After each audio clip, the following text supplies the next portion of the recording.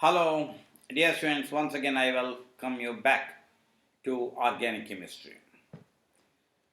Hitherto, I was talking to you about alkenes, and alkynes, and I have given you the differences between alkenes, and alkynes, which I just seen. Now, coming to the properties of hydrocarbons, particularly chemical properties. Today, I am dealing with the chemical properties of hydrocarbons or chemical properties of organic compounds in general. I would like to just take up. Before that one, I would like to take up isomers. Sir, what is this phenomenon? This phenomenon is called isomerism. What are isomerisms? What are isomers? What are isomers? And what is isomerism? That's my question now to start with. So, what are isomers? You please see that. Suppose I write a particular formula. What does H2O represent? Represents water.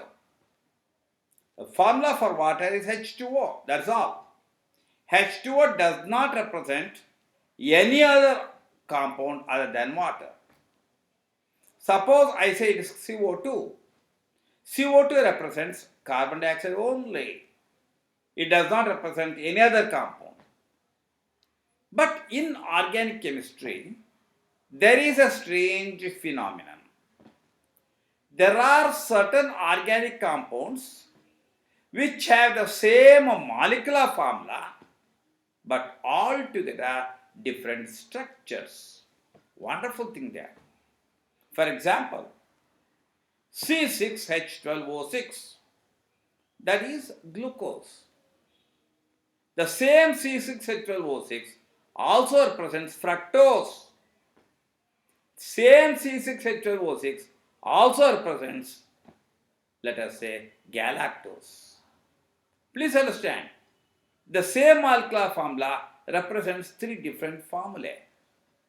Then, how are they different from one another? When you write the structure, they will be quite different. I hope you just understand. Glucose, fructose, and galactose have got the same molecular formula, but altogether different structures. Similarly, sucrose, maltose, lactose, they have got the same molecular formula. Which are the compounds I represented? Once again, I told you, maltose, sucrose, lactose have the same molecular formula, but altogether different structures. When structure differ, they differ in properties, you know that one.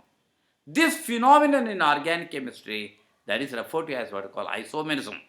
Now comes the question. Sir, what are isomers and what is isomerism? Certain organic compounds, please understand, certain organic compounds have the same molecular formula but altogether different structures. They are called isomers, and this phenomenon is called isomerism. Now, I shall just show once again the definition here. I have just written here. So, there are certain organic compounds which have the same molecular formula but altogether different structures. Can just give some examples, sir. One example for you that is there. That is, for example, butane. I have just given here. Butane is a saturated hydrocarbon with a molecular formula C4H10. It has got two isomers. One is N-butane and another is isobutane. Please see that I have written that. N-butane and isobutane. N-butane means normal butane. Isobutane, similar butane. Please see the structure there. The formula is, they have got the same molecular formula C4H10.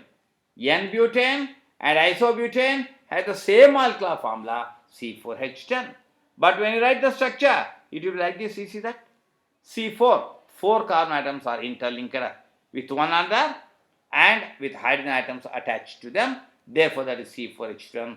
That is a normal butane. The second one, you please see that.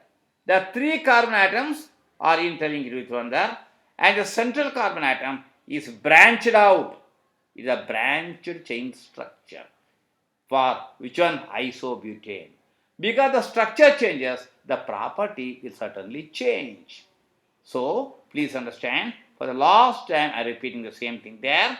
What are isomers? There are certain organic compounds which have the same molecular formula but altogether different structures. And examples, butane has got 2 isomers, that is isobutane and normal butane, N-butane and isobutane. They have got the same molecular formula C4H10 and the structure of each compound I have shown here. You must know how to write it. It's a very important question they'll ask you. This phenomenon is called what you call isomerism. So that's all about isomerism. Now coming to the chemical properties of hydrocarbons. Take any hydrocarbon, burn it. On combustion, any hydrocarbon, all actually are organic compounds, strictly speaking. See, all hydrocarbons on combustion, they give rise to carbon dioxide and water. Hydrocarbons on oxidation, not oxidation, now let us say, on which one combustion, they give rise to carbon dioxide and which one water, along with the liberation of enormous amount of heat. That is how they are used as source. For example, the butane that you use at home is N-butane, that's a normal butane. The gas that you use there at home in the kitchen, that is normal butane. Normal butane, when it burns, what are the products that are formed there? Carbon dioxide, water, heat and light also. But we just take into account heat there because it is used as a source of heat. That is there. And now another point. Suppose you burn it effectively, that is on complete combustion, they produce carbon dioxide, water and which one? Heat. Suppose you don't burn it completely. Incomplete combustion I call it. Incomplete combustion of hydrocarbon results in the formation of not only carbon dioxide but also carbon monoxide, which is a dangerous gas. It is a pollutant, you must understand that one. And that is how I say that in automobiles you must know that one. And this petrol should be burnt completely. It should be burnt completely. Otherwise, what happens there? Carbon monoxide will form there, which pollutes the air. That's also, the engine should be effective in such a way that it is burnt completely to see that carbon dioxide, water are formed there. Okay, that is with respect to the first property on combustion. Second one, oxidation property. What is oxidation? You know that one. Addition of oxygen to a substance is called what we call oxidation. And that particular reagent is referred to as what we call oxidizing agent. Oxygen itself is an oxidizing agent. Potassium permanganate, acidified potassium permanganate is an oxidizing agent. Acidified potassium dichromate solution, it is also an oxidizing agent. And what happens here? Alcohol, for example, that is ethyl alcohol, C2H5OH, ethyl alcohol, on oxidation, it produces what we call acetic acid. Alcohols on oxidation, they produce the respective acids. Ethyl alcohol on oxidation produces acetic acid. So I have just written there. Similarly, take any aldehyde. Aldehydes on oxidation. Munde ಹೇಳ್ತೀನಿ ಅದನ್ನು. Aldehydes on oxidation, they produce which one? Once again, which one? Acids, respective acids. Okay, that is with respect to oxidation process. Again, on oxidation, acids are produced. They may just ask you, what happens when ethyl alcohol is oxidized? Ethyl alcohol on oxidation produces which one? Acetic acid. That's very important. And similarly, the next one is the addition reaction. Is also very important. It applies to, what shall I say, addition reaction means you just take methane, that is a saturated hydrocarbon. So methane undergoes substitution reaction. Once again, methane undergoes substitution reaction in the presence of diffuse sunlight. With chlorine, it forms substitution products. I tell you, methane combines with the chlorine in the presence of diffuse sunlight to form which one? Substitution products. I can explain to you with the help of equations to start with. Look here, what exactly I have written. If we just see that one clearly, you'll be able to see that one. Here you can see that one. CH4, that is methane, plus Cl2 gives H2. CH3Cl plus HCl. It means one chlorine atom, one hydrogen atom from methane is replaced by one chlorine atom. With the result, I get CH3Cl. In the second instance, CH3Cl plus Cl2 gives rise to CH2Cl2 plus HCl.